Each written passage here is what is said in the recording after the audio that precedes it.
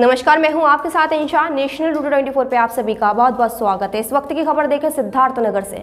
सिद्धार्थनगर जिले के लोहिया कला भवन में नारी शक्ति वंदन कार्यक्रम का आयोजन हुआ, जिसमें मुख्य अतिथि के रूप में जिला पंचायत अध्यक्ष शीतल सिंह मौजूद रहे।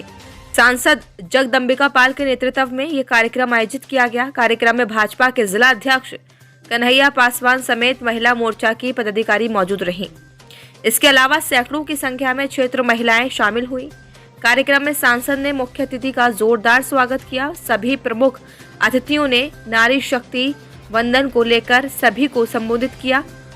वहीं सरकारी सभी योजनाओं के बारे में जानकारी दी। मीडिया से बात करते हुए सांसद जगदम्बिका पाल ने बताया कि उनकी सरकार महिलाओं को लेकर काफी संवेदनशील है, जिसके तहत महिला आरक्षण बिल विधायक जो पिछले कई वर्षों से लंबा चल रहा था, वह इन्हीं के सरकार में पास हुआ।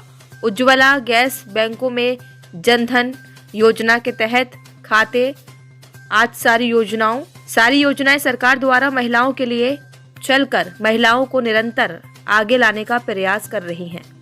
नारी शक्ति बंधन कार्यक्रम सम्मेलन के अवसर पर महिलाओं द्वारा बढ़ चढ़कर हिस्सा लिया गया और इस बात का संकेत यह है कि सरकार द्वारा चलाई जा रही योजनाओं से गांव-गांव के कोने कोने तक इसका संदेश पहुंच रहा है। रिपोर्ट असदुल्ला सिद्दीकी।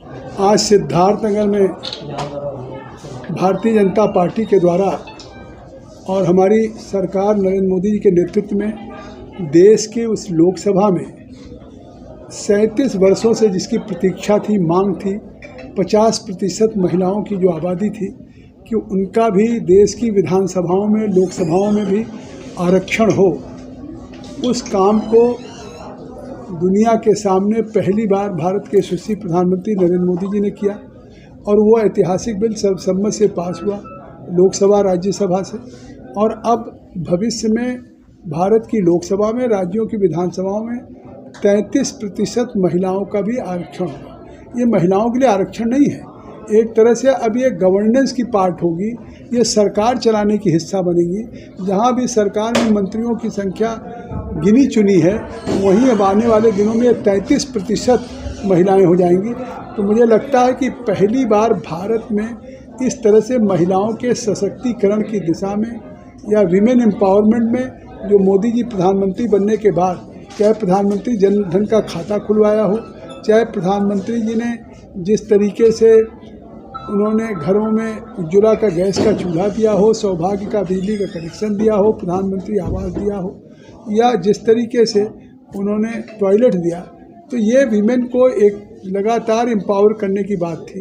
लेकिन जहां प्रधानमंत्री ने 14 में महिलाओं को 87% महिलाओं के पास बैंक का खाता नहीं था, आज उन महिलाओं को न केवल बैंक के खाते से जोड़ा है, देश की विधानसभा लोकसभाओं से जोड़ने का काम किया।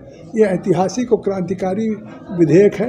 उसी के उपलक्ष्य में सिद्धार्थनगर तथागत गौतम बुद्ध की धरती पे आज ये महिलाओं का उस विधेयक के पारित होने के बाद नारी शक्ति का एक अभिनंदन था। आपने देखा कितनी बड़ी संख्या में ये महिलाएं आई हैं। ये इस बात को साबित करता कि भारत में भविष्य में भारत की प्रगति में, आत्मनिर्भर भारत बनाने में भारत की महिलाओं की महत्वपूर्ण भूमिका होगी।